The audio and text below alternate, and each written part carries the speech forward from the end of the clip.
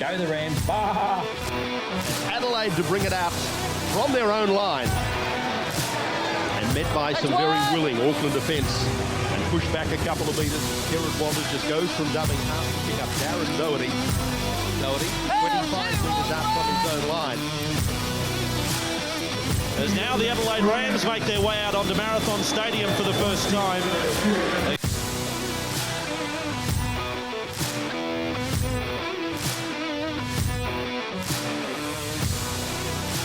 And welcome to our fourth episode of the Rampage League podcast. My name's Darren. I'm joined in the studio two gentlemen, and we'll start off with welcoming our presenter, Wotto. How are you tonight? Doing good, mate. It's nice to be back and having a bit of a chat about rugby league with you. Excellent. Always great to chat about rugby league with you. And our guest, someone who's been involved with league for forever almost, either as a player or in operations. Kelso McEwan, welcome to the Rampage. Thanks, guys. Really excited to be here, actually. It's great. Excellent stuff, mate. Well, I mean, I've known you for a little while now, but I haven't really learnt so much about your history. So can you tell us a little bit about where you come from and how you got involved in rugby league? Yeah, no worries. I was lucky enough to be born in Inglewood, Queensland, but my parents did a really good thing by me there.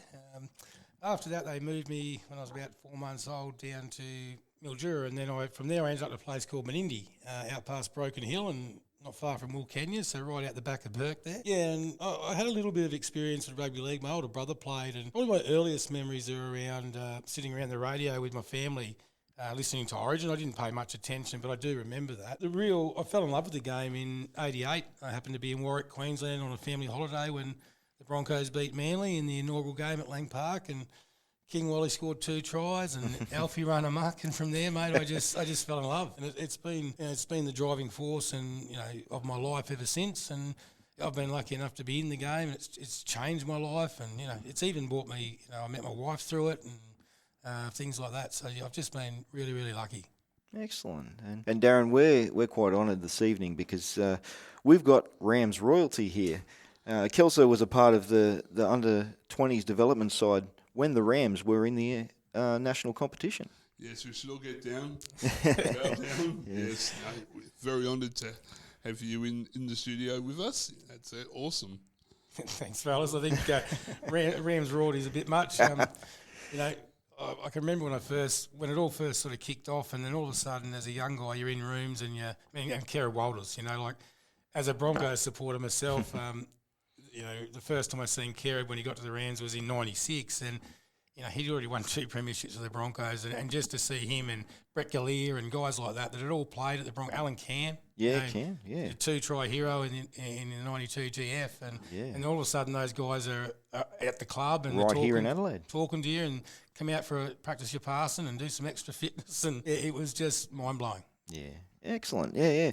And so you were there when it all started with the Rams. Can you tell us a little bit about what the hype was like here in Adelaide when the team came in? Well, you got to remember that we had a false run, a bit of a false start. So there was a lot of hype around it to kick off in '96, and then if you're involved in Super League, you'd always remember the judge's name, Justice Burchett, who came out and said it's not happening. So we all had to wait a year, but there was a big fanfare leading into '97 with the Adelaide Rams, and the inaugural crowd we got was amazing. But we're up against a pretty challenging too, because not only did the Rams get introduced to SA, that was Port Adelaide's inaugural year as well, I believe. So it was, yeah. And then that other mob, the Crows, they went on and won the flag, and they did. Yes, it's a big year for sport in Adelaide. Yeah, and the Crows did. They go back to back.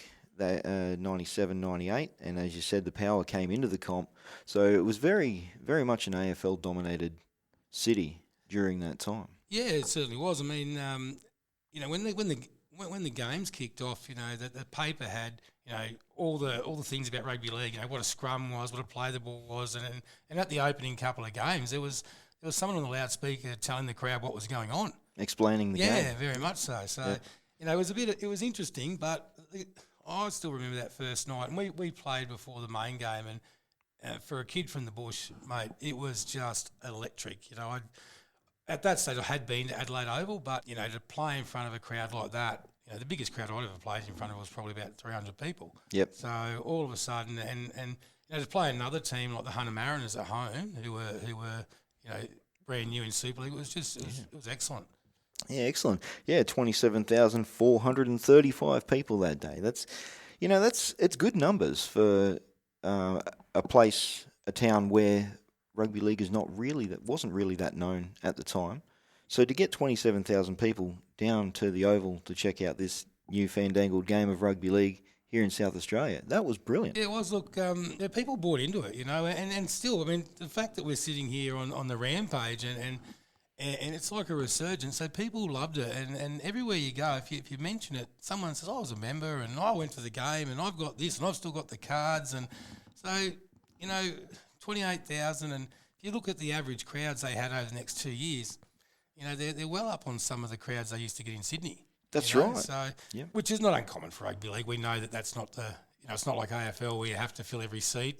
It's a TV sport and supported by TV. But, there was a market, I felt. And unfortunately, just, the game was, at that time, was still political, but it was very political back then. It certainly was. We had two competitions and it was probably, I think everybody knew that wasn't sustainable long term. And bear in mind, I was 17, 18 years old, so I thought a bit different then. It was just all bright lights and superstars for me back then. I just couldn't believe where I was, living the dream. Yeah, certainly. So, do you think that rugby league developed a following there, or the people already here may have moved over from the eastern states or from New Zealand and were here at the time? Or did you get a lot of people that said, yeah, I'm actually keen on this, I'll go and check it out, never had anything to do with rugby league before, and came along to the game and loved it, just like yourself? Oh, I think it's a bit of everything there because, there's quite a few eastern staters here and, people from, across the ditch and England, everywhere. So, but there was also a pretty strong local rugby league competition. So, back in the 90s, and my first involvement with the SA Rugby League back then was 1995. They actually come up to Broken Hill and Menindee, which was the old Group 12, and they looked to strengthen the representative teams, and they took some senior players and some junior players, and so I had the great luck with other guys from back home to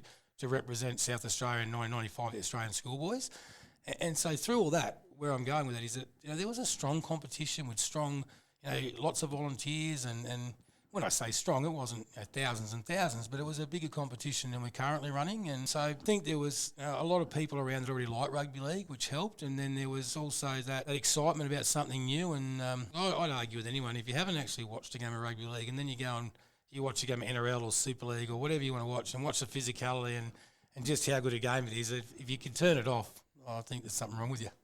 I know, right? Mate, I've been a league fan since the moment I stared at a TV myself, and I've liked other sports over the years, but nothing has really gathered my passion for a sport like rugby league has.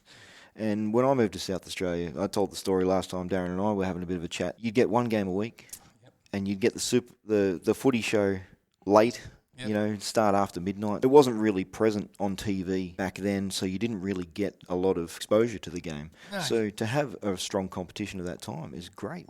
Just sit up till midnight, man. I can remember it myself, because I moved away in 98 and went to the Ipswich Jets, courtesy of Kerry Wild was getting me an introduction up there, and played a couple of years up there in the Queensland Cup. But when I moved back and you couldn't get a game on TV until sometimes 1 o'clock in the morning, and then they went to double headers on Friday night, and that was my whole Friday night. Was I'd go for a run at the end of that at 5 a.m. when it finished, because I'd be waiting up to see the Broncos used to play on Friday night, and it's funny when I look back at my old Facebook posts. There's quite a few that are whinging about Channel 9 not playing footy on TV, but now we can watch so much. It's great. It's everywhere. Yeah, with apps like KO and that available, you can watch the replay. You don't have to watch it all live. Yeah, you can catch up on the footy as you need to, and with all the games available, the women's game available, it's really good to have that sort of accessibility to rugby league now. So, can you tell me, just a little bit about the past 25 years, how challenging it has been to continue the competition and try and build that growth and build a grassroots competition here in South Australia that can hopefully one day lead into a team in the national competition? Yeah, look, so I've been, again, I keep saying the word lucky, but I've spent my life in rugby league, And, when I was a kid, I wanted to play in the NRL. So I didn't make that, but I get to work in the game. And I've worked in the game now for 13 years. Before that, I volunteered, I played, did all that stuff locally as well. And the game has grown at certain points, but it took a major hit after the Rams pulled out, because the fanfare around it, the excitement, the filter-down effect of, bringing those squads together. So there was the first grade squad, the 19 squad, there was a development 17 squad. That brought in local coaches to work with people like Grant Bell, Rod Reddy, Jason Gregory. So just outstanding coaches in their own right, good people that were passing on that knowledge and then going back to the local league. And people wouldn't realise this, but Grant Bell, who was the inaugural coach of the Cowboys and renowned schoolboys coach in Queensland, he coached the local South Adelaide side in 1996 because a lot of people stayed here when it didn't go ahead. And so they filtered back in the local comp, and it was just, so it's challenging, rugby league in South Australia, but at the same time, when people ask me about it, I say, our people is just as passionate as they are in Brisbane or out the back of, Wilcannia or wherever. Like, our people are just as passionate, they love their rugby league, and, they continue to push to grow it. Yeah. Yeah, and as you say, that passion is there, especially around Origin time. Yeah. We've sat down and watched a game together, and I might be getting my ass flogged. The Queenslanders are just doing what they do year after year, but I still keep coming along and still keep cheering and still have that excitement and passion for the game, win or lose. Yeah. Watching rugby league is just one of my favourite pastimes. Yeah, well, look, you talk about Origin. We were lucky again this year. Well, to watch. To see Adelaide Oval, at almost capacity, to see what was a genuine classic Origin game, especially for Queensland, all the things that went against them, and mate, I can remember, just walking around the back of the stand and just taking a look. I work in South Australia in footy, so it's at the, I just sat in the stands with everybody else. I'm not important, but I had a tear in my eye just watching. 48,500 people and watching rugby league, and it's phenomenally good oval. Like, it is a beautiful oval, oval, and it's a special place to be. And it was a special night that Wednesday night. So I'm not ashamed to say I had a tear. It was that good. Oh, mate, me too. Really, really feeling that energy, that passion for rugby league, and I don't think the atmosphere translated very well to TV. Because I got friends on the East Coast who said, they were pretty quiet. I'm like, mate, really?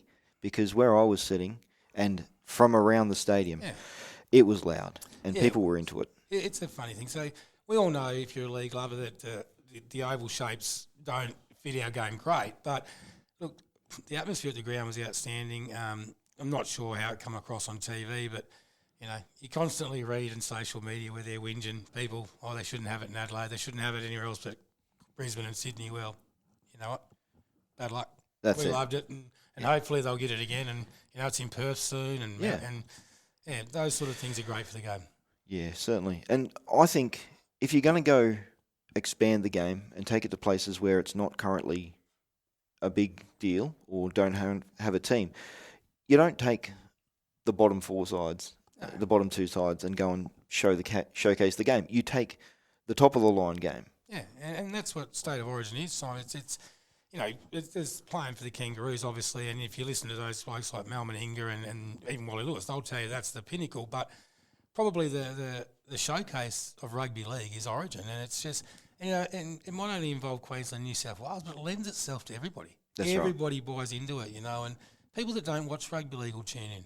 They will tune in for those 3 Origin games every year, and it's got a life of its own. It's just massive. And it's known as sport's greatest rivalry for a reason, because it is one of those things over the past 45 years that people are passionate about it. Oh, yeah. I mean, when I was a kid, I can remember watching on TV the highlights of a pretend Wally Lewis running around Lang Park spraying cockroaches, in cockroaches suits as pre-game entertainment. So, they built that rivalry early on, and obviously, everyone knows the story of Artie Beetson and Cronin in the Game 1, and it really sparked it, That's right. From the moment Origin started, it just had that passion. Yeah, it certainly did. So bringing it back again to grassroots and trying to build rugby league here in South Australia, can you tell us a bit more about the RISE program and how it's helping to build the future stars and develop a competitive grassroots competition again here in South Australia?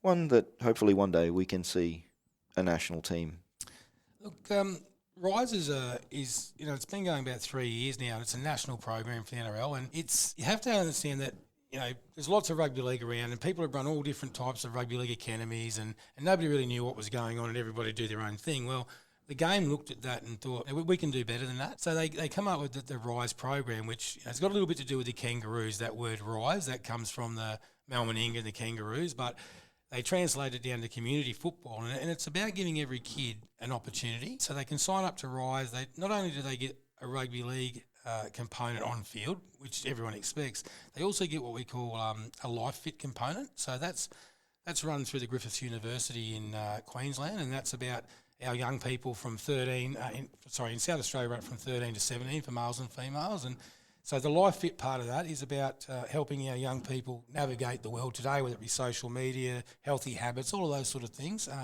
And that's done online, and then some activities on the field to support that. They also get, their strength and conditioning components. So they get to learn not only to get themselves fit if they don't have gym equipment. How do you do that sort of stuff? They get to also learn the proper lifting techniques in the gym. They, as well as all that, there's a prepare to play program, which is about your warm up, and for young people, it's about strengthening your shoulders, your knees, all those things that you're going to be using in a game of rugby league at a young age, And it's an outstanding program.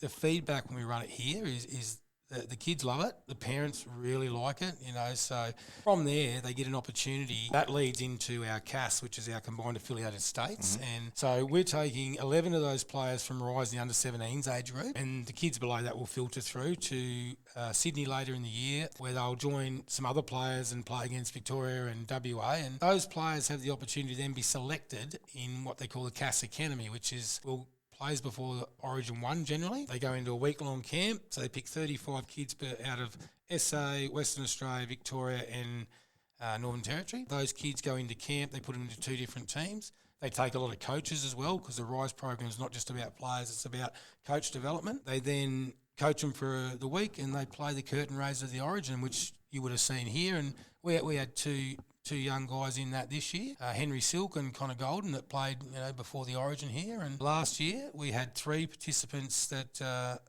played over in Perth, Bobar Williams and a couple of the other boys. And one of the guys, Daniel Bowe, used to play for the Warriors. He got selected out of that and played in the CAS Australian Schoolboys. And then from there, he ended up playing 2 games in the SG Ball this year for Melbourne Storm. So the pathways here are starting to open up, and that's what Rise is about. So that's one, that's called Rise, and that's for our young people. Then there's another one is called Rookie Rise, which is about our female participation, and this year we had 40 participants in that. It's a very similar program in regards to the Rise program, but obviously it's about females 17 and up. If they're in the Rise program, then they can get selected through to our state side and go to the Harvey Norman's Women's Nationals. So it's really about linking those pathways together, and for us here in SA, we haven't had that for quite a while. So to start to see that for our young people and an opportunity to progress in rugby league, whether that's on the field or like I did, I got lucky and found a job in the game, and there's lots of things you can do in the game, but it's just about giving these guys an opportunity to better themselves as players, as people, and through a great game of rugby league. Yeah, sounds like a great program, and teaching them some life skills as well as the game of rugby league, which is important, as you say. They've got to deal with these social media things that we didn't have to deal with 20, 30 years ago. It's important that they know how to handle themselves when they're online and learn these important life lessons. Yeah, well, it's as a coach and as a father myself, social media is just it's something that you've got to have your head around as a parent, because you don't always know what's going on, and we all know that. In the old days when we got bullied, you used to at least get to go home, and nowadays they can just get at people constantly. So and the pressures of social media and filters and looking good and all of those sort of things that go with it. So yeah, look, it's a great program. It's evolving all the time. They look at it every year. It's headed up by Neil Henry, who is a great coach in his own right. He was down earlier in the year, and so the Rise team, which is Neil Henry, Mike Castle, a couple of other guys, Brad Donald, the Gillaroos coach, they generally come down, put myself and the other coaches through the coaching component, so we're getting upskilled, we go on to then upskill more local coaches and more players, and it's just a knock-on effect. Excellent. Growing the game from there and more opportunities for everybody. That's great to hear. Another opportunity that I'd like to ask you about as well is the touch or tag game that we've got developing here in South Australia. I mean, so touch is still part of rugby league. I mean, we work in the same office together as Touch Footy SA and great people, and a lot of people play Touch Footy in SA. It's a great game. Our game is a little bit moved on from that. We play, our first entry point can be tag rugby league, which is where you wear the Velcro tags on your hips, and you can kick and the ball can be dropped backwards, and so it looks a lot more like rugby league. And for a chubby bloke like me, if I want to, I'm not getting through to, I'm not Benji Marshall, I'm not running past anyone in touch, let me tell you. But at least a little bloke like me, a little chubby fella, can end up on the far side of the tag, and all of a sudden I'm playing the game. So it's an outstanding way to get in the game without the pressure of being tackled and those things. Sure. And we know that. I was at a meeting last night with our local clubs, and everybody's going to jump on board and try and offer that game to people, because what it'll do is it'll give more people an opportunity to see how good the game is, and then that'll have an effect hopefully where some people will go, we'll try the tackle game, and so. But rugby league is more than just tackle, that, and the game wants people to know that. Yeah, certainly. Yeah, the skills they can develop in the touch game certainly cross over to the tackling game, and they can have an opportunity to understand the game and get a feel for it before they start putting the big hits in. Oh, without a doubt. Well, but if you look at the NRLW, you look at players, probably the form player in the NRL at the minute, Sean Johnson, is a touch footy player. If you look on YouTube at some of Sean Johnson's footage, it'll blow your mind. Same as Benji Marshall. There's quite a few in the NRLW that have come through from touch footy. So, we probably didn't think back in the old days that was a progression, but it seems to be. The skills carry across. Certainly. And you've mentioned the NRLW. Just a curveball here. Do you reckon we might be able to see a women's team representing Adelaide sooner than the men's comp? Do you think that might be an avenue to be able to reach a national competition? Look, I'd love to say yes. I really would, because, I've been lucky enough. I keep saying lucky. It's just a word. But, I've been working with our Harvey Norman's national squad for the last 3 years, and that's a really tough competition when you get there. And we've got a great coach in Marianne Longstaff, so I work with her. And working in the female space is amazing. It's very rewarding. They just want to learn. They want to work hard, and they've been waiting their whole life for an opportunity. And so they grab it with both hands. There's no ego. There's no chip on their shoulder. They don't think they deserve anything. They want to work for everything. Could we get a team here? That's a question for someone well higher up than me, but you could probably make a case that'd be a quicker and easier entry point than an NRL team. Yeah. On that as well, with the women's competition, can you tell us a little bit more about the women's competition here in South Australia? Yeah, look, it's a tough space. We've been going at it for about 4 years now. We have some really committed players, but we need more. So we played a women's season earlier in the year, and it's really about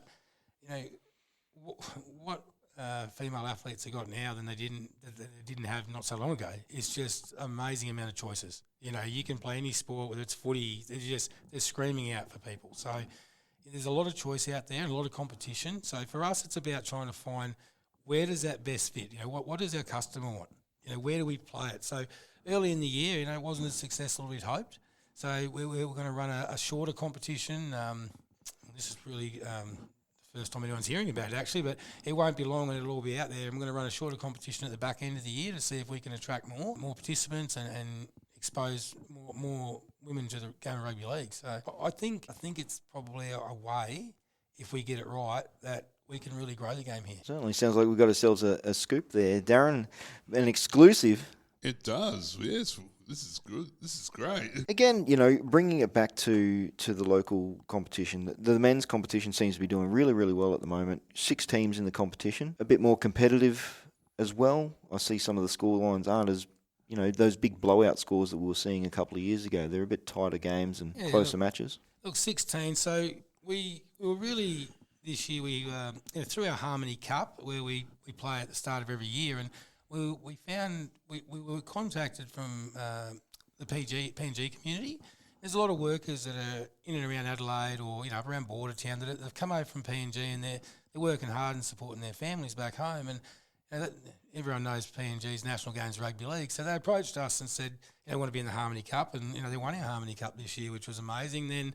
Then the opportunity came to have those guys enter our senior comp, which means we get to 6 teams, everyone's playing a game every week, and they're sitting on top of the competition, and the competition's been quite close. I mean, our 2 probably strongest sides started a little slower than normal, but they're starting to hit their straps now. The Eels and the Warriors, they're the juggernauts of late, but the Swans in Murray Bridge, they've come in, the last few years they've really shown that they can compete with the bigger sides. Yeah, look, they're doing a great job this year, and they were on top of the comp there for a little bit. They're sitting second or third at the minute, I think. Yeah, third's the Swans. Third, but that's a really congested, the top 3. And then one of our 2 foundation clubs, the Bulldogs and the Roosters, really strong traditional clubs, have a lot of juniors. They're sort of rebuilding at the minute, but, I'll just, for instance, the Roosters, who probably started the year, and they were getting a few touch-ups and things, showing plenty of passion and commitment, but they've turned it around. They've got themselves a win. The games are getting closer, and so it's good to see the Roosters working hard and getting back and being competitive. And it's the same for Souths down at Mitchell Park. They've had a pretty good year, and change of coach, and so it's a bit new for them, but they're going great. Awesome. And so we're looking at round 10 this week, Sunday the 6th of August, down at LJ Lewis Reserve, which is the home of the Eels. So we've got the junior game starting at 9 o'clock, the under 6s tag game. Yeah, so under 6s, under our player development framework, our 6s start. That's our entry point. You play tag rugby league, and they love it. It's possibly the highlight of the day. It is to try and keep those under 6s on the field is amazing. You could fence them in and they climb it and run somewhere else. So, or you often see one of the coaches or the referee start yelling to the young blokes or the young girls, "Come back!" and they're 30 metres and running across the field. But yeah, it's great, and that then leads into our 8s play, which is the first point of tackle for our kids, and they're great games as well. There's quite a bit of skill in our under 8s. It's really good to watch, and our under 10s will play after that by about 9:50, which is where you start to see it look a bit more like rugby league, and there's four clubs with under 12 sides, so there's 2 of those games every week, which is really good. Under 14s, we don't struggle, but not every club's got a side, so we get 2 full sides every week, and nearly all of those kids are in the Rise program as well, and their ability, I referee them quite a bit, the 14s, and watching some of the skill on display and just how much the kids want to play it's what keeps me coming back every week. Yeah, awesome. And I guess it's not just rugby league, it's all aspects of sport and life, I guess, is trying to retain those kids when they hit those teenage years and, they find other interests and there's so many distractions. Retaining those kids and keeping them involved in the game is important for the future of rugby league. It is, and it's not, it's not something that we just face here in South Australia, because we do. Look, I won't sugarcoat it. It's around 14s after that we start. It's hard to retain those kids, if they're not playing different teams every week, or that's a blocker sometimes. And like you said, there's so many other things that they start to work. Kids start to. My 3 kids have all got jobs, and sometimes one of them has to miss training because they've got a job. And he's 15. That's life. It's just so those sort of things happen. But the opportunity to try and keep those kids playing the game. And it doesn't have to be tackle, it could be different forms, but just offer them stuff that keeps them, because we know, it doesn't matter if it's rugby league, it's any sport. You've got to be part of something. It's so important to feel you belong somewhere.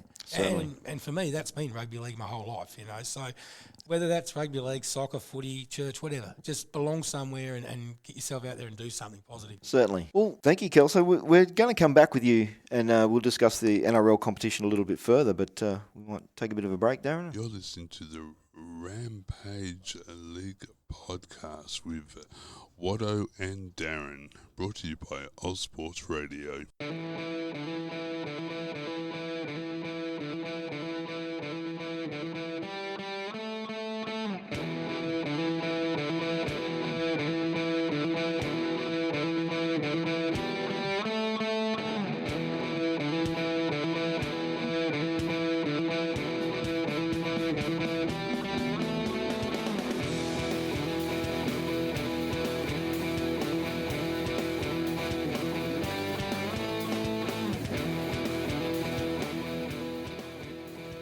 Welcome back. You're listening to the Rampage League podcast with myself, Darren and Wotto, and our great guest, Kelso McEwan, who's joined us in the studio. Thanks for coming back with us, Kelso. And we want to have a little bit of a chat about the NRL SA competition.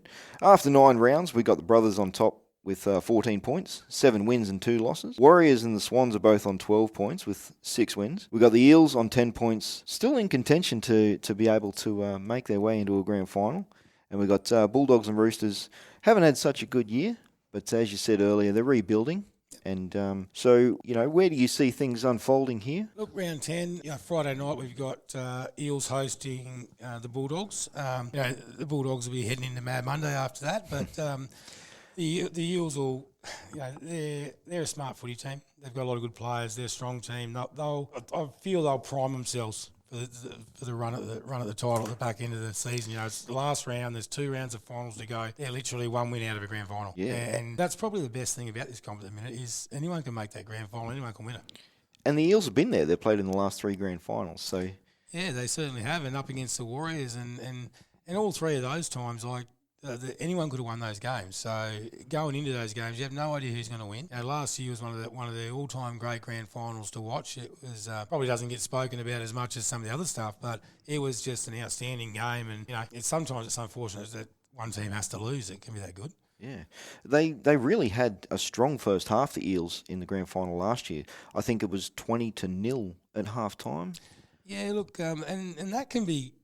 That can be a blessing or it can be nasty. And I've been there myself. And sometimes if you're in front that much, you kind of don't know what to do. You do. You know what to do. But actually getting the job done and finishing it off can prove difficult because you feel like you've done the job, but you've still got a fair bit of time to go. Still got to defend. Yeah, it can be quite... Sometimes it's good to be 6 down instead of 6 up, at half Something time. to chase. Yeah, it's a different thing, so... Yeah. So, as we say, round 9 is just... So, having a look here at the games from round 9 last week. Friday night games as well. Yeah, been the first time in a long time this year, and we've grown so much that we have to play on 2 days. And the senior men seem to enjoy the Friday nights and allows them to play their footy and have the rest of the weekend to themselves. And, look, it's been a bit of a hit, and the clubs are telling me that they want to see some juniors on Friday nights and they want a little bit more of it. So... watch this space, and hopefully next year we'll get some kids playing under lights. So. Awesome. It's always exciting to play under lights. It's a different atmosphere. It's a different feel. Well, I'm 45, and I can tell you the very first place I ever played a night game was, and I still remember it to this day, it's Ebbett Noble, and I'd never played under lights in my life. And we the kids from Broken Hill in India and Kenya, we thought it was State of Origin. That's how we felt at 16-year-old when the lights were on. It's exciting. Yeah, it was massive. Yeah. So that game, round 9, we had the Warriors 36-4 over the Roosters. Yeah, look, I ran touch on that line with the flag in my pyjamas, as I say, when I dress up as a referee. Look, 36-4 sounds convincing, but it was a really solid game of footy. There's a lot of contact in it.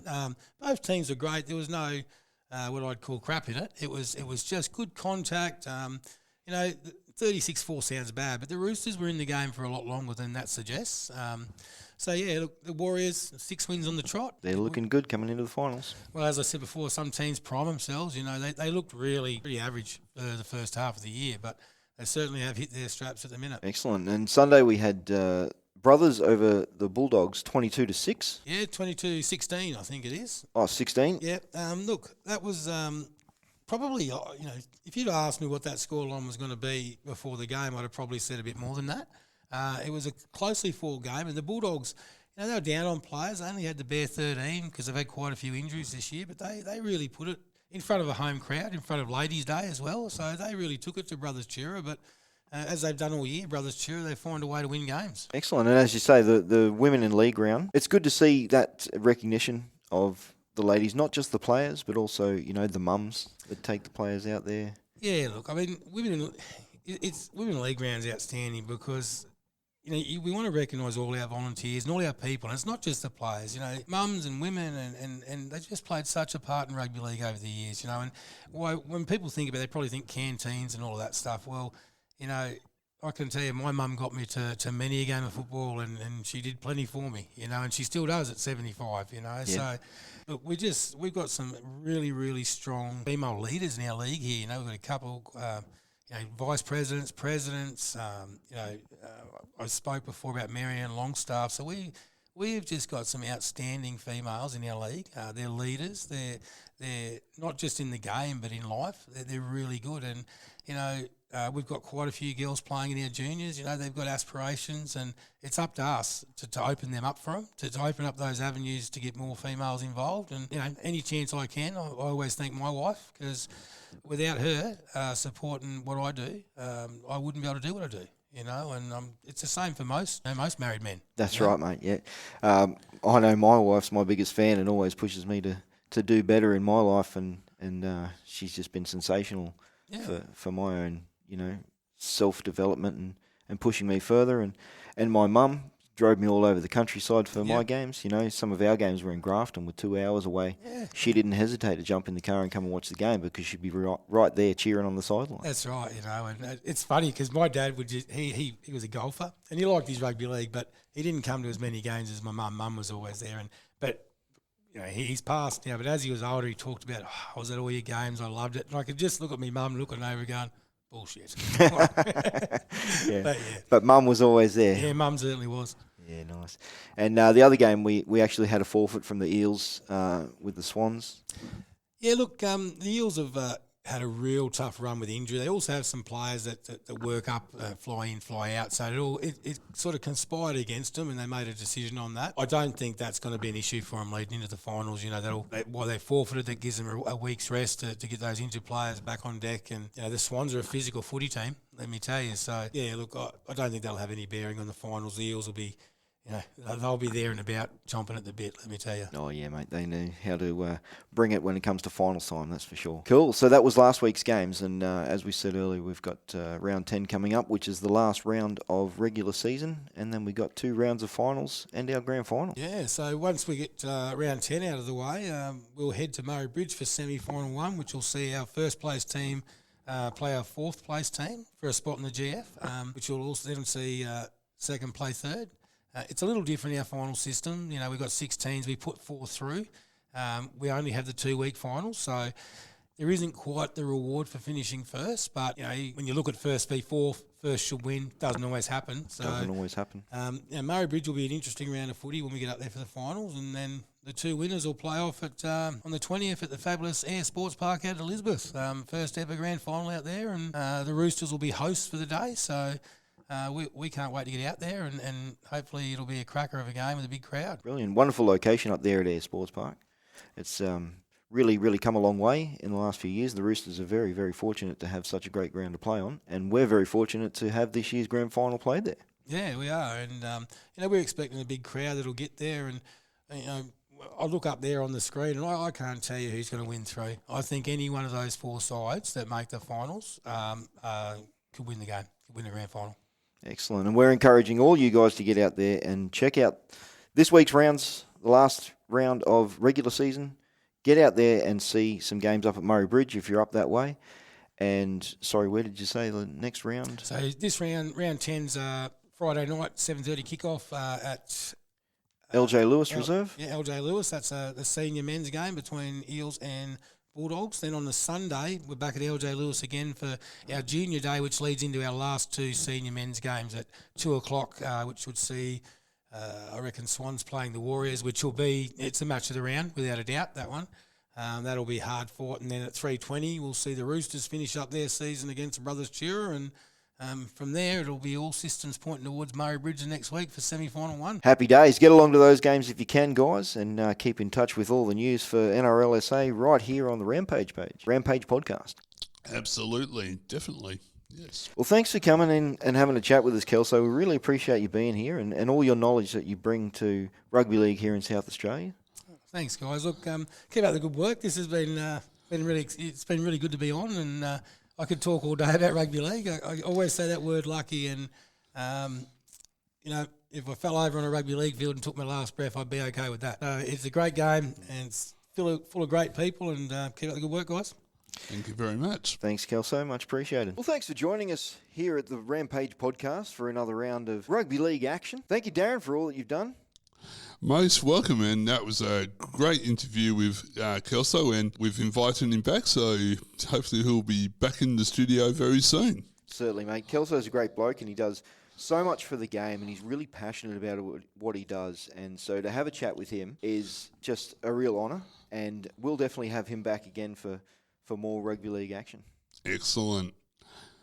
And you can catch this episode and our 3 past episodes, plus our interview with Kerrod Walters on Spotify and on all the other great podcast platforms. Thank you, Darren, and we'll see you on the sideline. Absolutely. Go the Rams. Bah! Adelaide to bring it out from their own line. And met by some very willing Auckland defence. And pushed back a couple of metres. Kerrod Walters just goes from dubbing half, picking up Darren Wotto. Wotto, 25 metres out from his own line. As now the Adelaide Rams make their way out onto Marathon Stadium for the first time. They